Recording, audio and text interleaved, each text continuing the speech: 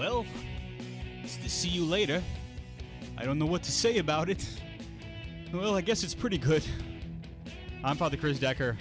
We got Jeff Blackwell, who remains nameless. No, wait, he's right there. Hey, Jeff. Yeah, here I Got Father Ryan Humphreys, who joins us yet again. Yo. What's up?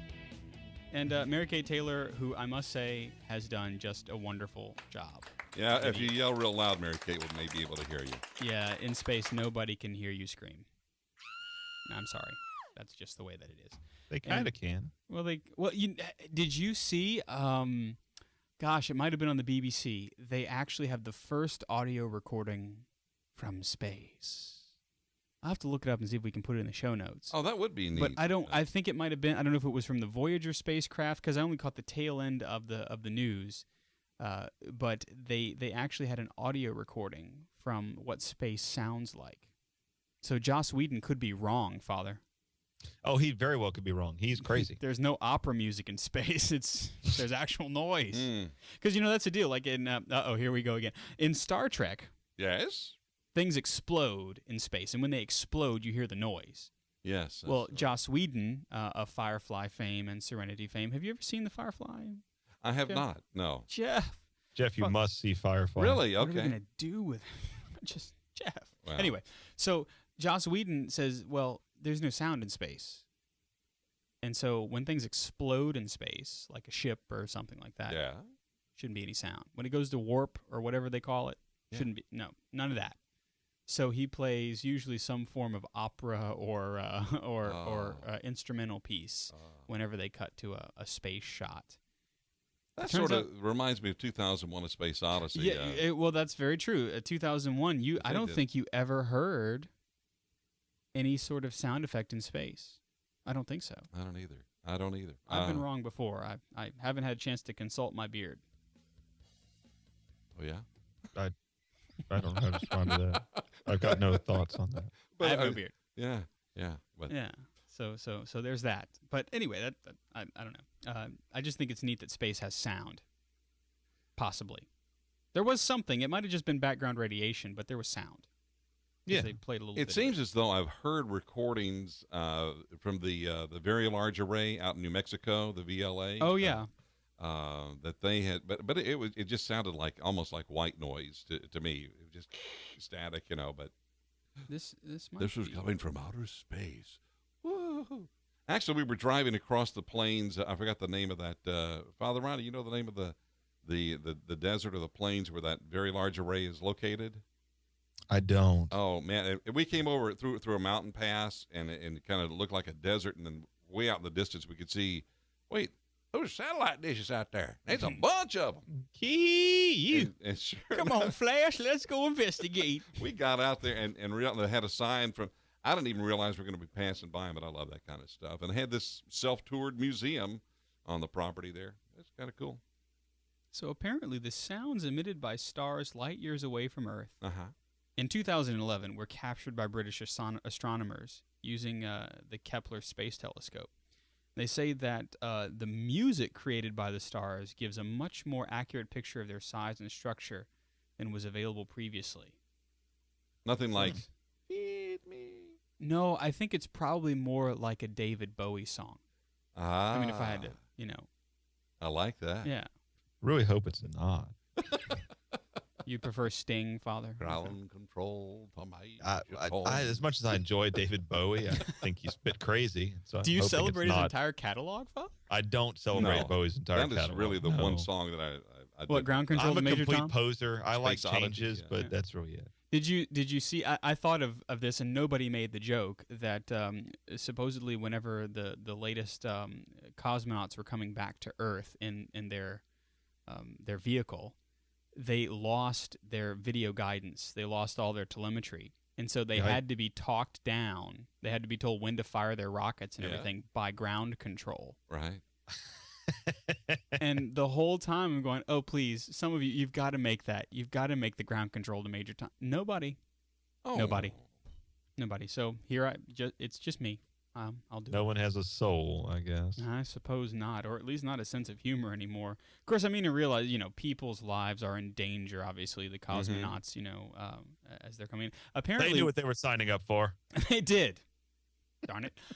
Now, their rockets are a little bit different. Whenever they land, the rocket fires as it's landing, so that, that thrust obliterates the crash landing. Sure. It kind of offsets that gravity thing. Correct. Apparently, gravity is a bit of an issue. I mean, we have our artificial gravity generators here at the radio station. Yes. And the Jeff's big burning wheel of Jeff Star Dave. 1. Dave, don't give away our secrets. Oh, that's true. We can't. Yeah. So- Well, I didn't tell him how You're ruining it. I didn't tell him how we generated the artificial gravity. You're wasting it. You're wasting it. right. You're wasting all of your cable television. And it's full of stars. That's another one of my favorite lines. It's full of stars. Yeah. Now, I liked 2010. I did too. Really? Yeah. Yeah. That makes you a bad person. I'm fairly No, sure. I don't think that it does. Well, did you like 2001? Yes. I don't know. Maybe it's just because I have I have the bromance crush on Roy Scheider. I don't know. Yeah. Well, I mean, I read 2001 before I saw the movie. There you go. So and so the book 2010 to me it didn't have anything like the scope or the this kind of gigantic wow factor. And so 2010 the movie I just kind of like, well, I don't care, because the only reason I like 2001 was because of the scope of the whole thing. Yeah, very very big scope. It was huge. But 2010, I thought they took what 2001 had done, and they really had they found the groove for it. And so the universe that's established in 2001, and of course I haven't read the book, but I bet it's good. The universe established in 2001 was now established. It was there. And so we were able to move around and see within it. And I also liked the interplay between the Russians and the United Statesians aboard. They've elected the Russian. They've elected the Russian. They've used this huge, gigantic microphone. Sorry, had to do it. That's okay. It's all right. Jeff, that's from The Shoes of the Fisherman, which is one of our top 10 must-watch films. Oh. Have you ever seen The Shoes of the Fisherman? I have not. About the guy. I think we've talked about this before. A little deja vu. No, we need to. Yeah, write it down, Jeff. He's writing it down. It's worth watching. The movie itself has some issues, and so did the book. It comes from an era of a very contentious era in Catholic faith. Yeah. But it's one of those moments of this was in the 50s when the Cold War was happening, and they had a conclave. And what if, oh my God, they elected the Russian? And of course, not 15 years after this book was written and became a phenomenon, they elected the Pole. Mm-hmm. It was actually kind of prophetic, this movie. Yeah. Huh. And it even was it made after Paul VI? It had to have been. Or maybe during. I don't remember that movie. Let me look it up real quick. Yeah, I can't remember. But even just some of the stuff that happens at the end of the movie almost harkens to Paul VI. 1968. Yeah. Okay, so this it would was have during the time of Paul VI. So that would explain some of the things that the Pope did in the movie. There's some very Paul VI kind of things. All right. But yeah, a good film. And if you really want to see the inner workings of how a pope is elected, they've got one of the best explanations in it, and it's all shown. It's beautiful. It's very well done. Now, was this a theatrical release? Or it was a theatrical release, and it was 68. And remember, back in 68, they give you an intermission in the middle of the film. Oh, is that wow? Yeah, so it's one of those where you have the overture, the entr'acte, yes, and the overture, yeah, and then the intermission. It's all there. And yeah, it's really it's great. Beautiful music. And you have Anthony Quinn and Laurence Olivier playing the part, and it's one of these man. one of these remarkable moments, because at the end of The Shoes of the Fisherman, they're positing for the first time ever, well, homosexuality was becoming a thing at that time, and they're positing in the book, and I don't want to give anything away, but it's important. The Pope ends up being gay, but he doesn't act on it. Mm-hmm. Huh. And so there's this kind of this beautiful sense of, in addition to all the craziness and chaos, is it the Pope or is it the other guy? I can't remember if it was the Pope or the other guy. It's been a think while it's the since I Pope. read the book. But the idea that he is chaste, he's celibate, he's committed to his vocation. Right. It's a remarkable story that is deep, and it's not like I gave all that much away by saying that, but it's a remarkable story And it's set in the futuristic fictional world of the late 1980s. Yeah. Wow. Yeah. Okay. I still want my hoverboard. Just saying. I keep the DeLorean. I just want the hoverboard. And Father Ryan, you know what it would be like if I actually had one. It wouldn't be pretty. No, I can't handle things with wheels. Yeah, we'd both be dead quickly, but it'd be worth it. Totally that gravity thing again, huh? Unless we had power. Oh, my. There it is. Hey, something I wanted to say real quick, like about, and tell me if I was off base here. Probably. Because, I don't think I had actually become Catholic yet.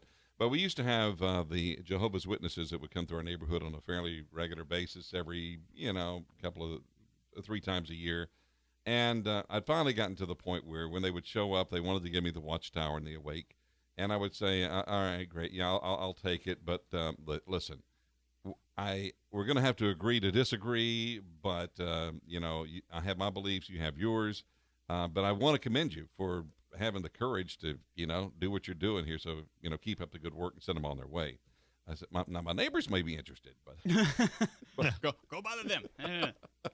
But I don't know. Is that out of line? Because in one respect, you were commending them for such a good job, Father Chris. Yeah, with the publication. With the publication, but not necessarily content. But yeah. Well, I think that that's not a bad thing. In fact, a couple of my friends have a sticker on their door with a picture of the lamb standing as slain, and then underneath it says, "We are a Roman Catholic family, and proudly so. We thank you for visiting our home."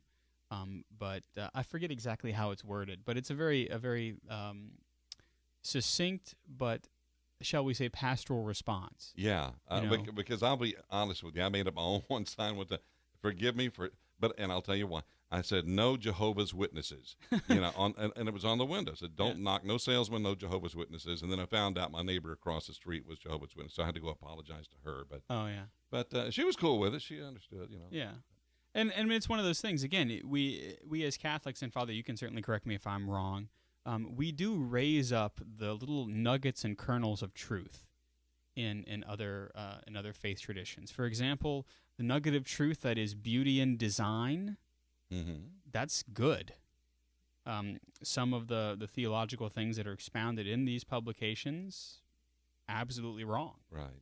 Some of it's good. I mean, some of the morality, good. Yeah.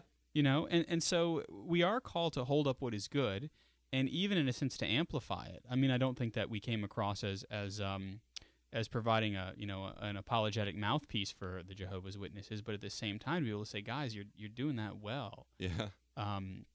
I think that's important. That's actually part of ecumenical dialogue, right?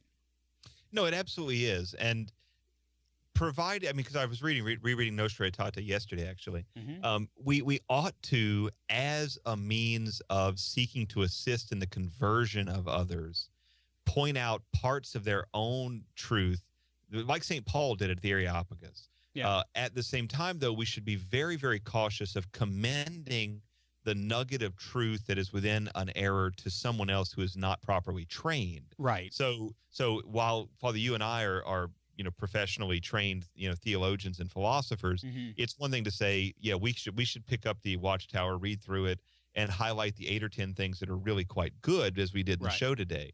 It's entirely another to say, go look at it and figure it out for yourself. Yeah. Which you'll notice we did not say. Correct. Which we did not you made say. That clear. Right. Yeah. And so, I mean, it's perfectly good to say, here's a little bit of truth in Buddhism. Here's a little bit of truth in Hinduism.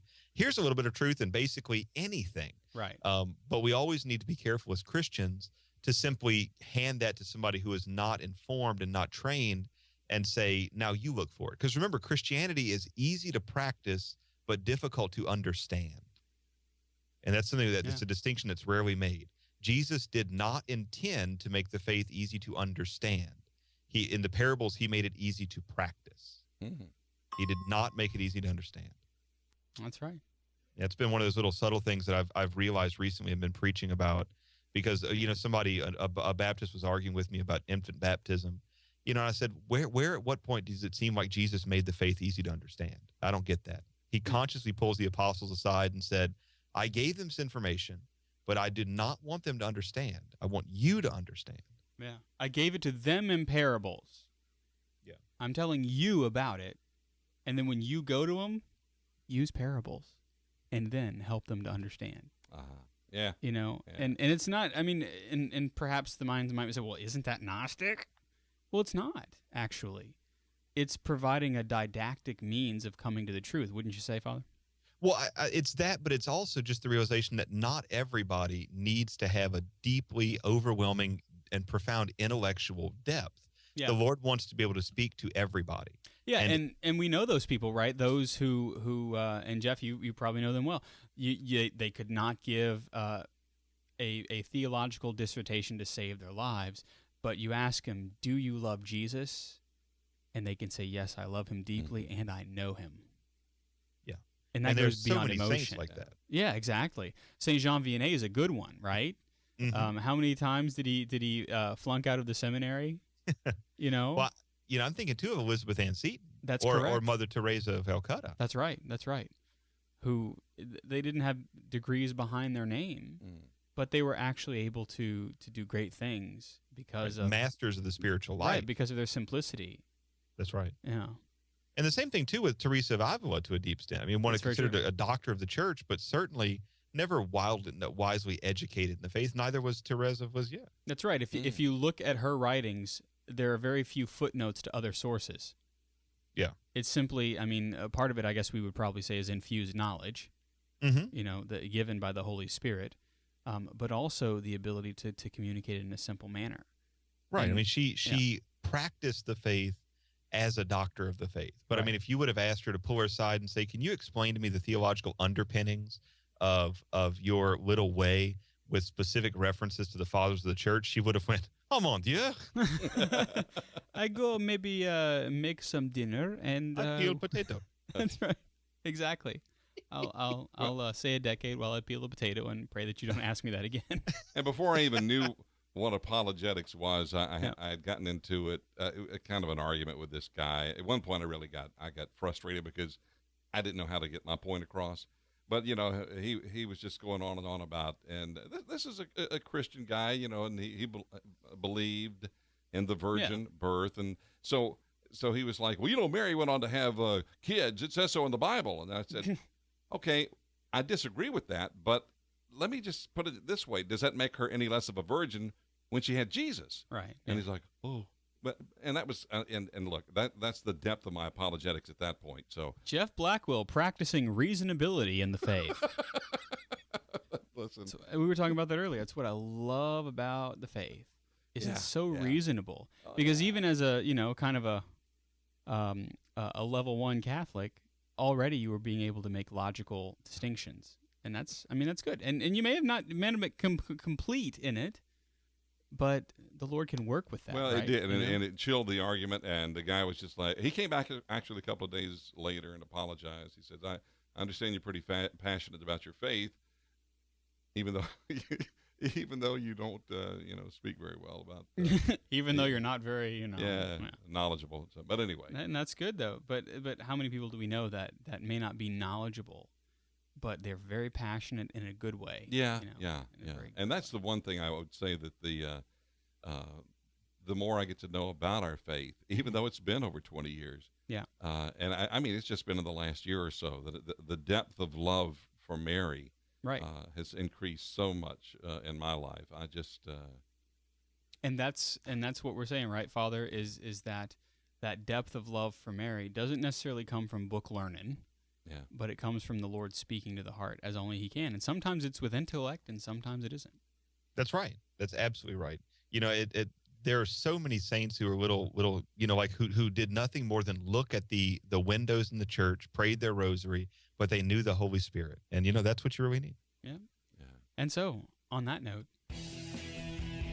this has been the See You Later. You can always catch us right after the radio show. Radio shows at 8/7 Central, and the See You Later rolls around at 7:58:31. And we are happy to have you. I'm Father Chris Decker.